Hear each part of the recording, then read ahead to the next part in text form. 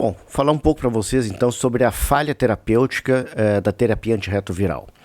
O que acontece, né, pessoal? O paciente que vem usando o antirretroviral, ele deve se manter, na maior parte das vezes, com uma carga viral indetectável. Indetectável entende-se abaixo de 50 cópias por ml de sangue, que é uma carga viral extremamente baixa. Essa carga viral muito baixa, ou mesmo indetectável, ela não tem um pool de cópias de vírus suficiente para que ele consiga desenvolver de forma satisfatória para o vírus uma imersão de resistência viral. Em outras palavras, aqueles pacientes que se mantêm indetectáveis, eles dificilmente falharão o tratamento, tá certo? E isso é uma garantia de saúde para o paciente. Aqueles exames que nós fazemos, que eu mostrei nas aulas anteriores, a cada 6 meses, eles são exatamente para ver isso, tá? Para ver se existe uma carga viral detectável, né? O quanto que ela está detectável, idealmente se manter indetectável, abaixo de 50 cópias, e ver toxicidade, né? A toxicidade dos antirretrovirais, que a gente consegue manejar, conforme eu já expliquei em outras aulas. Então aquele paciente aderente, e aqui a adesão ela é extremamente necessária, ele dificilmente falhará o seu tratamento. Ele até poderá ter, eventualmente, alguma toxicidade, tá certo? Que vai ser manejada, né? Vai ser manejada trocando antirretrovirais, fazendo a simplificação, né? Utilizando Dovato, que é tenofovir com dolutegravir, né? Mudando o backbone para o inibidor da protease, se for o caso, né? Para retirar o tenofovir. Nosso tenofovir, aquele tenofovir ainda é de primeira geração, de segunda geração deve estar para entrar aí no Brasil na sequência. Agora, existem duas situações que o paciente tinha carga viral indetectável e começa a detectar as cópias, tá? A primeira dela, disparada, talvez a mais comum, seja aquele paciente que não tem uma adesão ao antirretroviral. O antirretroviral, ele não permite que a pessoa pule doses com uma certa frequência, ou pare de tomar e retorne a tomar. Por quê? Porque, idealmente, para nós mantermos uma carga viral indetectável, e isso seria uma garantia de que o paciente não desenvolveria, o vírus do paciente não desenvolveria emersão de resistência viral, é ele ter 3 ou 2 drogas, dependendo das 2 drogas, desde que uma seja bem potente, como o inibidor da integrase, né, o tempo todo na corrente sanguínea.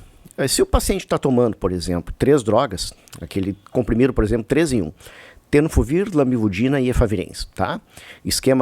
Um dos esquemas preferenciais para gestante, esquemas preferenciais também para aquele paciente que está tratando tuberculose ao mesmo tempo, com rifampicina. Então, existem ainda algumas indicações de uso de efavirenz, tá? Que é um antirretroviral um pouco mais antigo, mas ele funciona bem. Em alguns pacientes ele dá aquele distúrbio do sono muito desagradável, assim, com sonhos vivos, enfim, acorda se sentindo como se estivesse de ressaca. O problema dessas drogas é que o tenofovir e a lamivudina, enquanto tem uma meia-vida, que é aquela quantidade de antirretroviral que fica entre uma dose e outra, muito curto, o efavirenz tem uma meia-vida de dias, tá? Em torno de 14, 15, 16 dias. Então, o paciente que para de tomar essa droga, ele fica, depois de 2, 3, 4 dias, em monoterapia. Uma droga só, no caso, só o efavirenz, porque ele tem uma meia-vida muito longa. E isso pode acarretar, sim, emersão de resistência viral, porque o vírus consegue lidar com uma droga, ele consegue lidar, às vezes, até com 2 drogas. Ele tem dificuldade de lidar com 3 drogas, tá certo? Por isso que a terapia antirretroviral para o paciente soropositivo, HIV, ele nunca é uma monoterapia, tá? Ele é uma terapia combinada, tá certo? Outras camadas de proteção contra o vírus. Então, esse paciente é um paciente que, sim, vai ter mais cedo ou mais tarde emersão de resistência viral, dependendo do antirretroviral que ele usa, mais cedo, dependendo mais tarde, tá certo? E o que caracteriza, então, uma falha terapêutica? É o número de cópias virais preferencialmente acima de 1000 cópias, tá? Isso não acontece da noite para o dia, tá? Isso não é uma coisa que aconteça assim, um paciente dispara a carga viral do paciente com velocidade, isso não acontece. Ela leva algum tempo ali no paciente utilizando o antirretroviral. Então, esse paciente, quando ele tem acima de 1000 cópias, tá?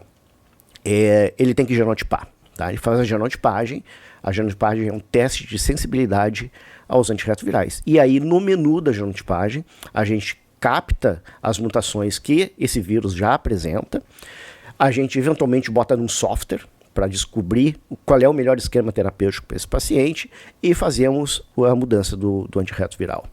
Então, basicamente, é isso que a gente faz quando existe falha terapêutica. Existe uma falha terapêutica que é uma falha terapêutica primária. E isso acontece com frequência naqueles pacientes que não genotiparam pré-tratamento. Infelizmente, aqui no Brasil, a genotipagem pré-tratamento ela é muito restrita, né? Principalmente pelo SUS, né? No consultório eu tento, pelo menos, fazer em todos os pacientes. Então, a gente genotipa antes de iniciar o tratamento e com essa genotipagem nós temos a garantia de que nós utilizaremos o antirretroviral chave e fechadura para aquele subtipo de vírus do HIV que o paciente tem, tá? Isso tem uma garantia um pouco maior de que não ocorra falha terapêutica.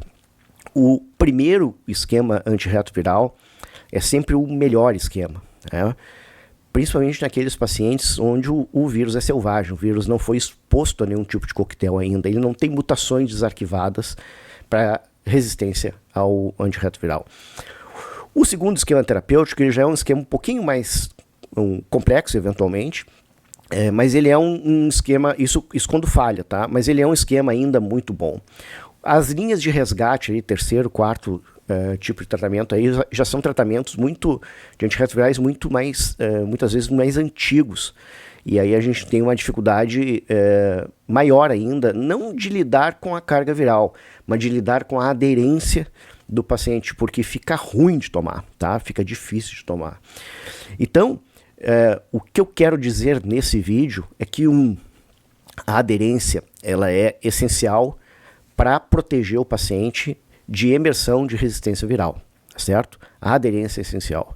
E que, 2, nós temos metodologias boas, através de genotipagem, de conseguir descobrir quais as mutações desarquivadas que eventualmente o vírus desse paciente tem e nós já podemos prever quais antirretrovirais vão ser melhor para esse vírus. Espero que tenham gostado. Essa é a nossa última aula aqui desse breve curso sobre HIV/AIDS, tratamento. Aqui nesse curso eu falei como eu trato, tá certo? Existem outros guidelines, existem outras metodologias e outras abordagens para o tratamento do vírus do HIV.